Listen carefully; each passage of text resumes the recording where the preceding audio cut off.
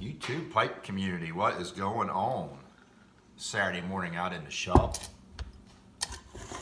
It's actually warmer outside than it is in the shop. It's gonna be like 70 here today. But with that, it's gonna be high wind warnings and all the good stuff that comes with that. But anyway, first off, I want to say that if you watched my vid last week on the C&D mold tin that I opened, that was not in no way means to bash Cornell and Diehl. I love Cornell and Diehl. I mean, I hate the mold issues, yes, but I love a lot of their blends. And the only reason why I gave that tobacco a 1 rating was because of the mold in it. That just ruined it completely, whether it tasted good or not. And to really quick explain that, why I smoked it, as I did the video live with you, it smelled awful when I opened the tin, but it did have a lot of sugar crystals on it. And I wish I had the tin back out here with me, I'd show you. But it had sugar crystals all through it, sparkling, which I know what sugar crystals versus mold is with cigars for all the years I've been smoking. But as I got through it, as I started smoking it, as I started tearing that cake away, the mold was coming from the inside out, like from the inside, and that's and it wasn't a lot of mold. It was just one corner coming through from the inside out, and that's when I was like, no.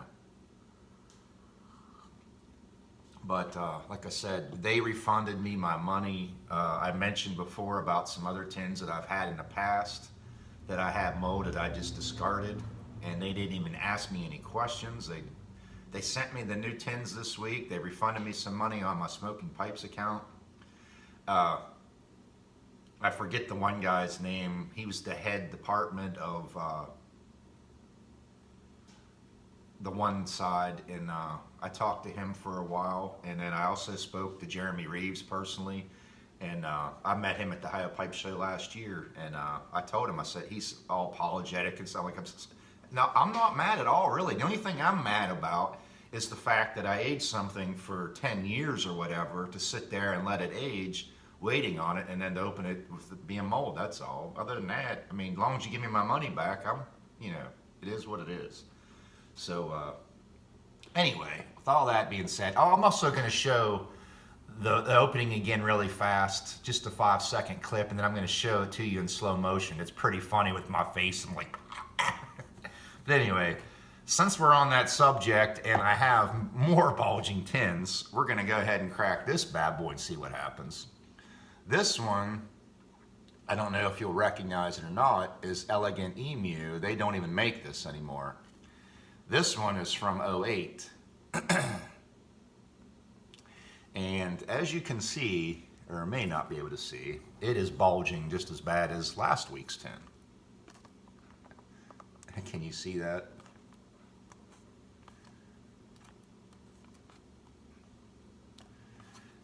This tin, it's also bulging from the top. This blend has Red Virginias, Burley, Latakia, Perique, and I also believe it has Cavendish. So it's like one of them big mix blends that I'm really not a big fan of to begin with, all them different. And I've never had this. So I was saving it for a special occasion. I mean, what's a special occasion? I have many other things that I could open and save for special occasions, so without further ado, let's do this live again. I'm more ready this time if it is a louder pop, but anyway, let's crack. I don't know which way I want to pop this thing. Okay, let's crack this bad boy and see what we got going on. Ah, see there? Nothing. Oh, and also I want to mention, when I was talking to Jeremy Reeves, he had also stated, which I knew before, and I even asked him just to make sure again, I said, because I've got a lot of people on Facebook that seen the video saying, Does that mean all bulging tins are bad? No, that does not mean all bulging tins are bad. Actually, it could mean a good thing. Right from Jeremy's mouth, he said that tins that bulge like that are from the tobaccos, if you don't know, fermenting, blah, blah, blah. It's a good thing. He's opened many tins like that. They're fantastic. Just, it was a bad tin, and that's what it is. So no, it does not mean because your tins are bulging that your tobacco is bad. I'm just doing these reviews, and since I was going through last week and had one that was bad, I figure I'd do some more that are bulging and see what happens. Anyway, this is the one piece of paper there. Ribbon cut. I see some sugar crystals. Smells fantastic. If you can see that in the light out here. Look at it! See the sugar crystals right there on that one? It almost smells like, I'm picking up them Virginias even though it's a mix. I'm kind of smelling a little bit of like Squadron Leader. And a little bit of the mustiness. Anyway, it's fairly dry for being as old as it is. I mean, it still does have a little moisture. We'll let this sit for a little bit and we'll get back to her. Okay, we're back. Been smoking this for about 5 minutes. Smoking it out of one of my meerschaums. I don't know if any of you can help me on this one or not, but I'm not big on meerschaums. I don't know much about them. I got this at the Ohio Pipe Show a couple years ago. I got 2 of them, and I'm sure it's just a cheap pipe, but I do believe it's a Bakelite stem. And the carving, the markings on the meerschaum itself, the block, it's it's actually really vague. There's not much going on, and the guy told me it was really old, but you know, I have no idea. But anyway, it smokes great. I think I picked them both up for like $20 plus the case. No name or nothing like that. But anyway, getting back to this.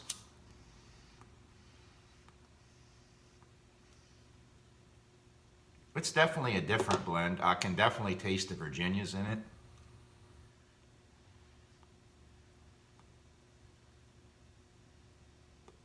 Which back then, I don't know if I was supposed to taste as much Virginias as I'm supposed to be picking up now, being, you know, aging. Let me try to get this thing lit. I can really hear it sucking air. Smoke's pretty good though.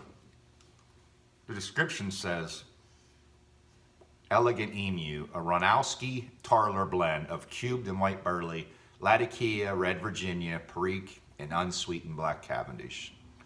It was from Cornell and Diehl in Morgantown, North Carolina. So I don't think they're even in Morgantown, North Carolina anymore. I believe that was before they moved, I'm sure. So anyway, pretty cool tin art. And I'll jar the rest of this up and I'll take it with us to the Boswell meetup, which is going to be April 25th. If you haven't heard, Dion announced it last night on his live chat.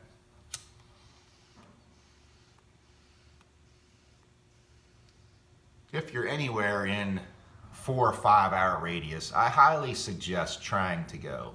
You have plenty of notice. I'm driving 4 hours myself to get there.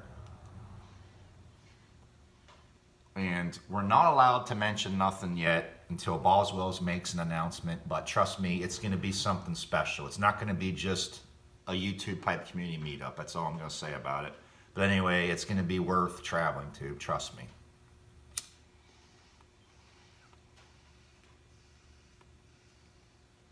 Stay tuned for more info on that.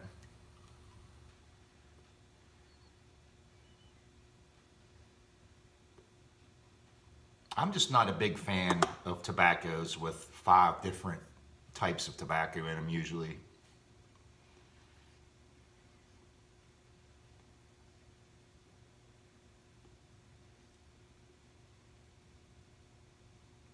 It's very smooth. The blends are just, the tobaccos are just counteracting each other to me, and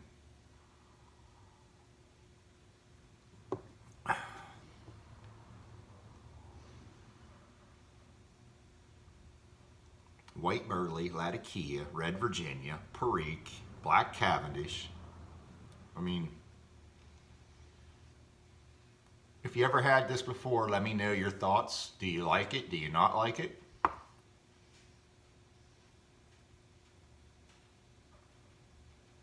I like it. It's nothing special. I'm glad I opened it when I did. I don't think a blend after 5, 10 plus years is going to do much more for it other than straight Virginias. Like I said, there's another look at it.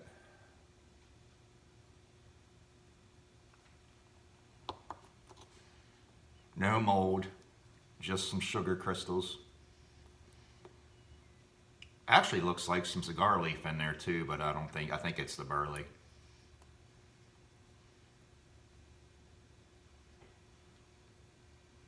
Well, you're probably not going to be able to see that, but if it focuses, you can see some really good sugar crystals on that. Just an okay blend for me. To be honest, even if they still made it, I don't know if I'd still buy any, but it's almost like this meerschaum has too much of a draw. It's too big of a draw, and I have to keep the air out of it.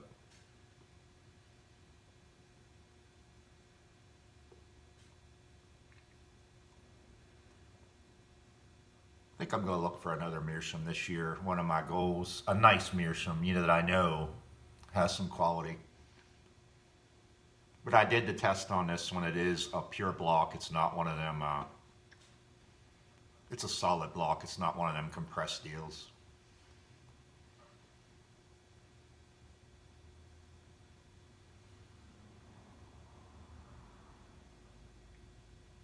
I'm basically just tasting the Virginias and just a little bit of Latakia in this. I'm not tasting the Perique at all. No burley. No Cavendish. Anyway, I hope everybody has a good weekend. I want to crack through more of my bulging tins. I don't want to let them sit around and wait. Now I'm interested to see the rest of them. I have many more. I might open one tomorrow. I might do another one Sunday morning.